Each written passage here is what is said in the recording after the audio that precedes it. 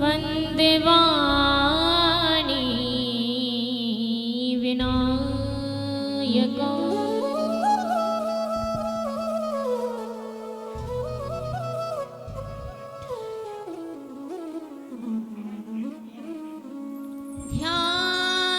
ध्यानमूलं गुरुर्मूर्ति पूजामूलं गुरुर्पदम्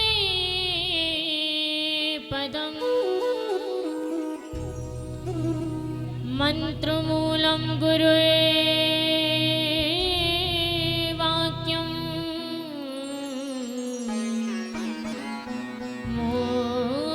मोक्षमूलं गुरुर्कृपा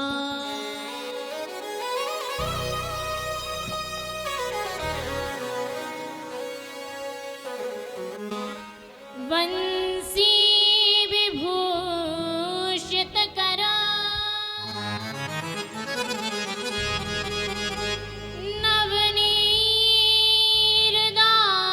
नवनीरदाभा पीताम्बरा धरुणबिम्बफलाधरोष्ठा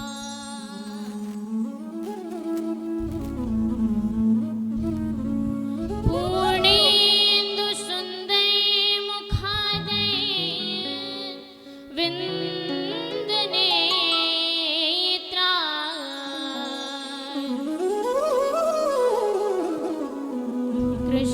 कृष्णात् परं किमपि तत्त्वमहं न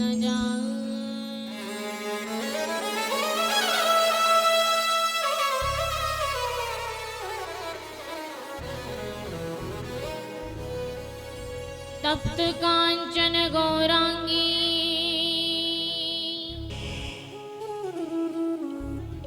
राधे वृंदावनेश्वरी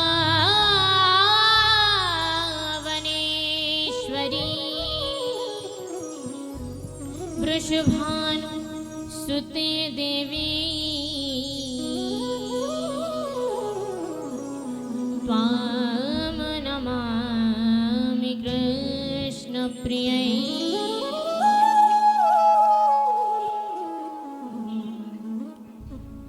यत्र यत्र रघुनाथ कीर्तनं तत्र तत्र कृतमस्तकाञ्जलिं वास्तवारि परिपूर्णलोचनं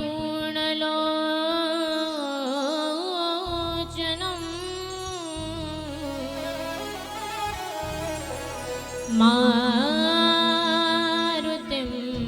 नमत राक्षसान्तकम्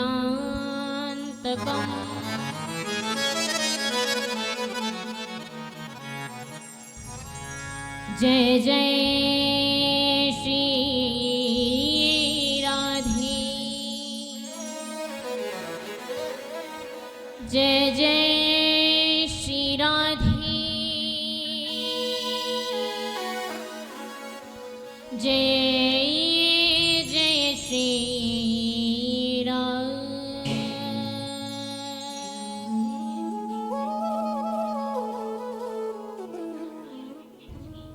श्री राधे राधा। देखिए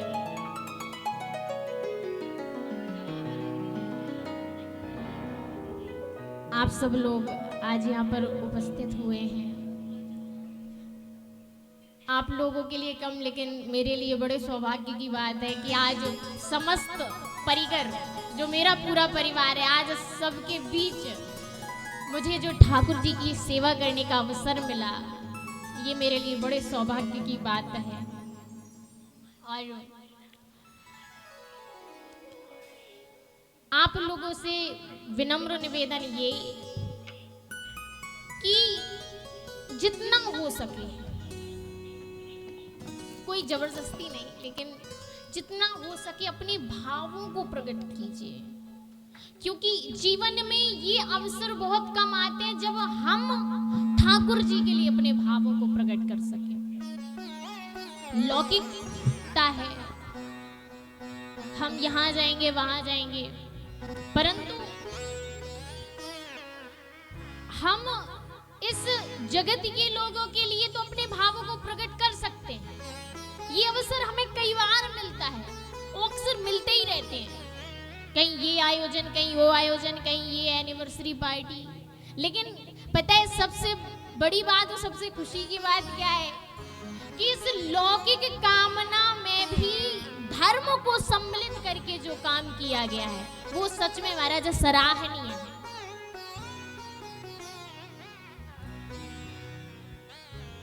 मैं हमेशा सोचा करती थी कि कभी मुझे मौका मिले तो मैं मौरानीपुर में भी करूं।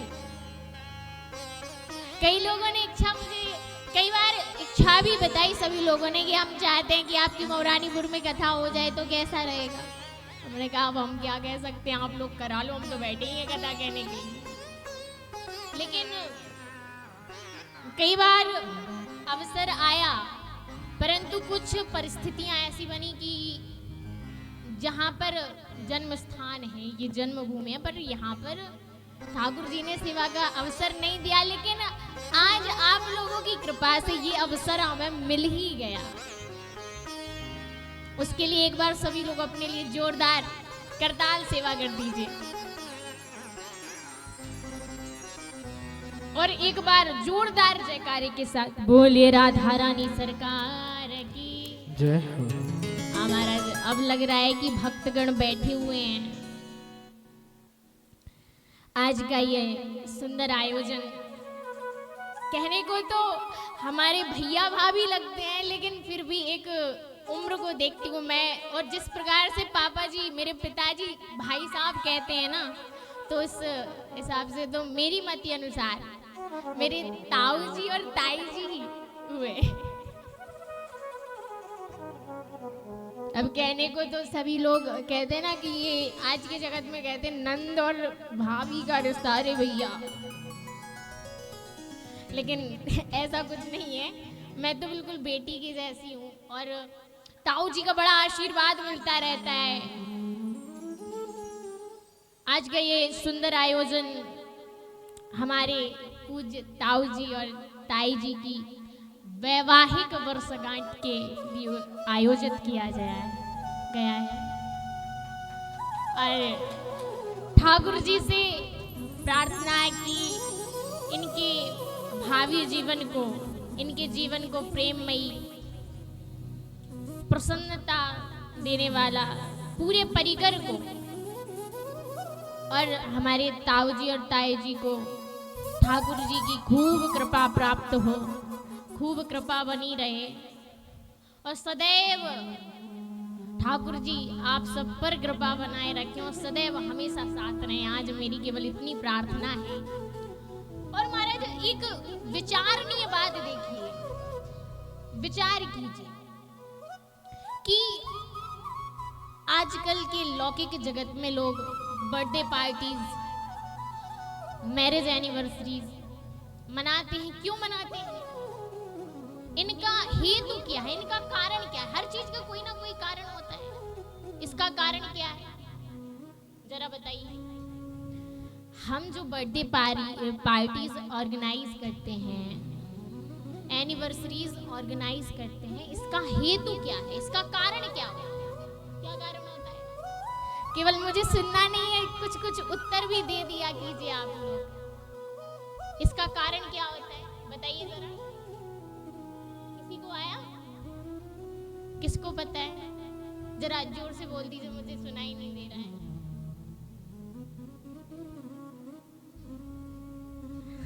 एकदम सही उत्तर। हम ये सब कार्यक्रमों को आयोजित करके केवल क्या पाना चाहते हैं? प्रसन्नता, खुशी। क्योंकि जीवन में, मनुष्य के जीवन में इतने सारे दुख हैं कि वो एक बार के लिए इन दुखों से थोड़ी देर के लिए दूर होना चाहता है कि हम प्रसन्न रहें, खुलकर एक मुस्कुराहट लें, हमारे दिल को सुकून मिले, चैन मिले। इसीलिए पार्टीज ऑर्गेनाइज प्रसन्नता के लिए। अच्छा, यहाँ पर इतने लोग बैठे, कोई बताओ, कोई दुखी रहना चाहता है? कौन चाहता है हमारे जीवन में दुख आ जाए?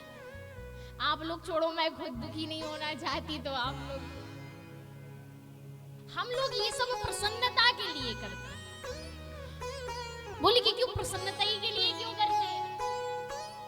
देखिए महाराज, हम लोग कौन हैं? तो गोस्वामी तुलसीदास जी महाराज ने कहा है ना कि हम ईश्वर के अंश हैं।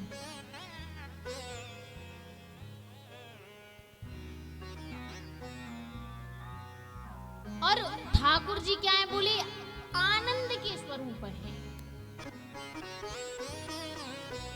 ईश्वर अंश जीव अविनाशी, चेतन अमल सहज सुख राशि, यही कहा गया है ना रामचरितमानस में।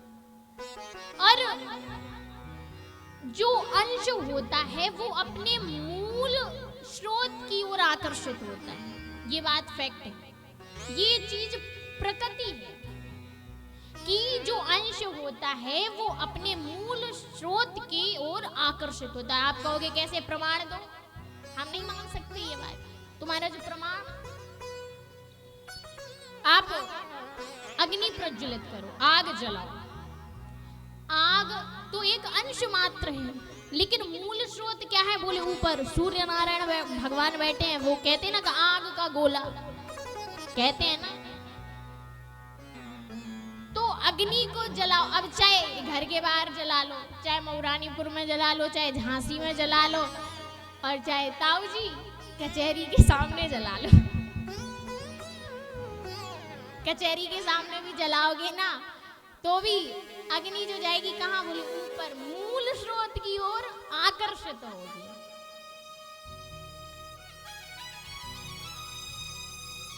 अब जल है, पानी है, पानी का मूल स्रोत है पाताल। अब छत पे पानी फैलाओगे तो नीचे आएगा, टेबल पर पानी फैलाओगे तो नीचे आएगा, झांसी में फैलाओगे तो भी नीचे आएगा, मऊरानीपुर में फैलाओगे तो भी नीचे आएगा। तो क्या बोले? जल भी अपने मूल स्रोत के ऊपर आकर्षित होता है। ठीक इसी प्रकार हम लोग भी ठाकुर जी के अंश हैं, और वो है श्रीमद् भागवत जी में प्रथम श्लोक है, सच्चिदानंद रूपाय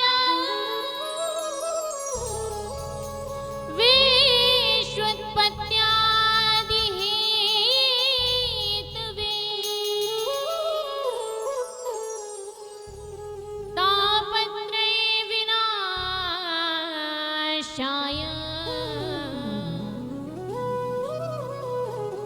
श्री कृष्णाय वयम्। बोले ठाकुर जी सतगन चितगन आनंद घन है, सच्चिदानंद स्वरूप है, तो हम भी उन्हीं की ओर आकर्षित होंगे। आनंद के लिए ये सब करते हैं। और आनंद के लिए सबसे पता है महाराज अच्छी बात क्या है? बोले दुनिया में कहीं भी चले जाओ, मजा आ सकता है, मजा जिसको कहते हैं ना, मजा आ सकता है, लेकिन आनंद नहीं आ सकता। प्रसन्नता हो सकती है लेकिन आनंद नहीं आ सकता। बोले क्यों? प्रसन्नता का विलोम होता है, प्रसन्न का अप्रसन्न, सुख का दुख, लेकिन आनंद का आज के टाइम में अगर विलोम निकाल के बता दे तो मैं मान जाऊंगी। आनंद का कोई विलोम शब्द नहीं है, किसी भी डिक्शनरी में ढूंढ लीजिए, आनंद का कोई विलोम है ही नहीं। क्योंकि आनंद इस लोक की बात नहीं है, आनंद आत्मा की बात है। मजा तो कुछ टाइम का होता है, लेकिन जो आनंद होता है ना महाराज, वो हृदयगत होता है, जब हमारी आत्मा प्रसन्न होती है। आजकल के लोग महाराज हर चीज को मनोरंजन का साधन, बोले कथा सुनने जाएंगे, बोले मनोरंजन हो जाएगा, टाइम पास हो जाएगा ना महाराज ना। बोले भजन सुनने चल रहे हैं, बोले मनोरंजन हो जाएगा, बिल्कुल भी नहीं। इन सब चीजों को मनोरंजन का साधन मत बनाओ, आत्मरंजन का साधन। और जिस दिन आत्मरंजन का साधन बना लोगे महाराज, उसी दिन कल्याण हो जाएगा। अब यही विचार कीजिए कि लोग केवल इसी तरीके से नहीं, कई तरीके से एनिवर्सरी सेलिब्रेट करते हैं। बोले केक काट के, गुब्बारे फोड़ के, मोमबत्ती बुझा के, किसी चीज को बिगाड़ना, बुझाना, काटना, ये हमारी संस्कृति नहीं है। ये कौन सिखाता है? हमारा धर्म ये नहीं सिखाता है कि किसी चीज को काटो, बुझाओ, बिगाड़ो, बिल्कुल भी नहीं। और इस लौकिक जगत में काम इच्छा को भी जब धर्म संगत ले आते हैं, हम काम को भी धर्म से जोड़कर अपने जीवन में उतारते हैं, तो वो हमारे जीवन का कल्याण करता है। ये बात सत्य है। कभी आपने सोचा है कि दशरथ जी के 4 बेटे ही क्यों हुए? 3 भी हो सकते थे, 3 रानियां थी, तीनों को एक एक हो जाता। 3 भी हो सकते थे, 5 भी हो सकते थे, लेकिन 4 ही क्यों? बोले वो 4 भ्राता 4 पुरुषार्थ के स्वरूप है। धर्म, अर्थ, काम, मोक्ष। राम धर्म है, लक्ष्मण जी काम है, शत्रुघ्न जी अर्थ है और भरत जी मोक्ष है। राम के साथ वन में लक्ष्मण जी ही क्यों जाएंगे? बोले इसलिए क्योंकि अगर काम धर्म संगत हो तो वो जीवन का कल्याण कर देता है, इसीलिए लक्ष्मण जी ही राम जी के साथ जाएंगे। शत्रुघ्न जी ही अयोध्या में क्यों रहेंगे? क्योंकि अर्थ कभी राजधानी छोड़कर नहीं जाता। अगर अर्थ राजधानी छोड़ देगा तो प्रजा का पालन कैसे होगा? और भरत जी जो साक्षात मोक्ष के स्वरूप है, भरत जी का चरित्र सिखाता है कि अगर अपने जीवन में धर्म का एक चिन्ह रखकर जीवन यापन कर लिया जाए तो वो हमारे मोक्ष का हेतु बन जाता है। और आज के टाइम में सबसे पहली बात तो ये कि परिकर में ताऊ जी, सबसे बड़ी बात तो ये है कि हमारे भैया लोगों ने भी खूब सहयोग किया है। आज के टाइम में कोई अपने माता पिता की सुनने वाला नहीं है, और इस कार्य, ऐसे धार्मिक कार्यों में तो बिल्कुल भी नहीं। अरे सब ढोंगे, किस चक्कर में पड़ रहे हो आप, ऐसा करते हैं। लेकिन हमारे भैया लोगों ने भी पूरा सहयोग दिया। और महाराज पता है ये क्या है? बोलती हमारे ताऊ जी और ताई जी के संस्कार ही हैं जो अभी दिख रहे हैं। कहते हैं कि रामचरितमानस में एक चौपाई बड़ी सुंदर है, गोस्वामी तुलसीदास जी कहते हैं कि मात पिता और गुरु की वाणी विनय विचार करिए सुख जानी। आज यही चौपाई हमारे सभी भैया लोगों पर बिल्कुल सुशोभित हो रही है कि अपने माता पिता की वाणी को बिना कुछ विचार किए, बिना कुछ प्रश्न चिन्ह लगाए, क्यों, कैसे, कब, किंतु, परंतु, नो, कोई प्रश्न चिन्ह नहीं। और बड़ा सुंदर भाव है कि मैरिज एनिवर्सरी, विवाह की वर्षगांठ है, और जब रामचरितमानस की बातें हो ही रही हैं तो महाराज आइए, बड़ा सुंदर भाव आ रहा है कि क्यों ना पुष्प वाटिका के प्रसंग में चला जाए, जहां श्री किशोरी जी गौरी पूजन के लिए जाती हैं। और ये फलश्रुति भी बताई गई है कि गौरी पूजन जहां से प्रारंभ होता है कि जय जय जय गिरिराज किशोरी, इस चौपाई से पूरी 7 चौपाइयों तक का जो पाठ करता है उसे न महाराज सुयोग वर की प्राप्ति होती है। ऐसा मैंने पढ़ा था और मेरे गुरुजी भी कहते हैं। और जीवन में सदैव प्रसन्नता रहती है, और जो जिनका विवाह हो चुका है उनका भावी जीवन, वैवाहिक जीवन बड़ी प्रसन्नता से निकलता है। आइए हम उन्हीं चौपाइयों का गान करेंगे, और इसके बाद श्री किशोरी जी के भाव में तो फिर डूबना ही है महाराज। आइए अभी इन चौपाइयों के माध्यम से अपने भावों को महाराज, अपने भावों में परिपक्वता लाते हैं। और जब हमारी भावनाएं परिपक्व हो जाएंगी, तब हमारे अंदर भक्ति प्रकट होगी। और जब महाराज भक्ति प्रकट होती है तो साक्षात किशोरी जी, हमारे ठाकुर जी तो फिर महाराज आ ही जाते हैं।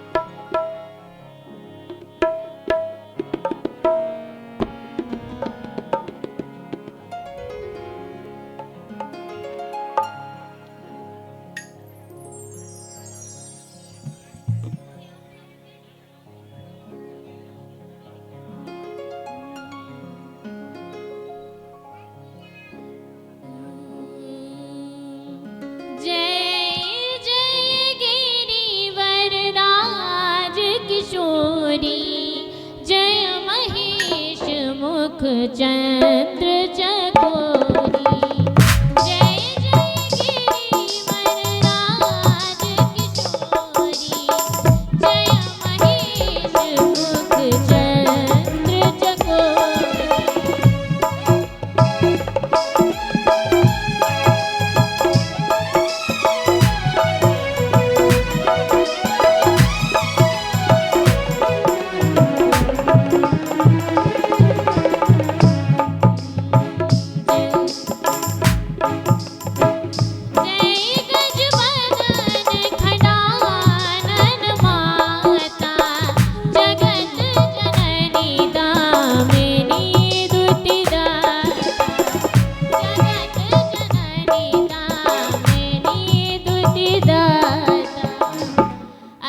भाई महाराज कुछ इस माध्यम से कि देवी पूज पद कमल तुम्हारे, सुर नर मुनि जन हो ही सुखारे। जानकी जी माता गौरी से बड़ी भाव से, विनम्रता से अपने भाव को प्रकट करती हैं और गौरी माता प्रसन्न होकर अपने गले का हार श्री जानकी जी के गले में डाल देती हैं। और महाराज देखिए, अगर जीवन में भक्ति लानी है तो 4 चीजों को अपने अंदर उतार लीजिए, स्वतः ही भक्ति आ जाएगी, आपको प्रयास नहीं करना पड़ेगा।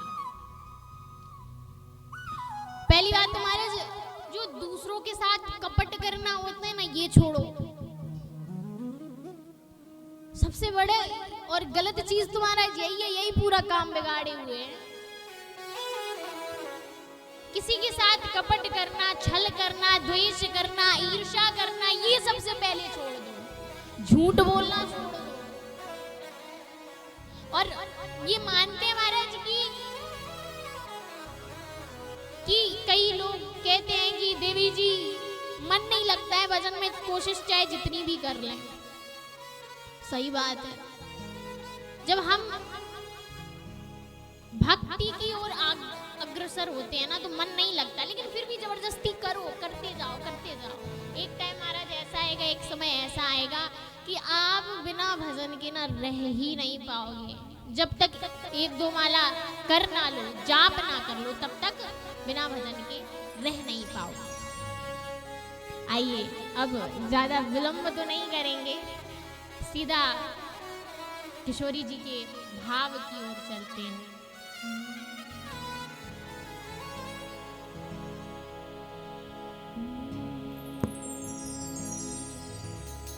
वृंदावन सो वन नहीं, नंदगांव सो गाँव, बंसी बट सो बट नहीं,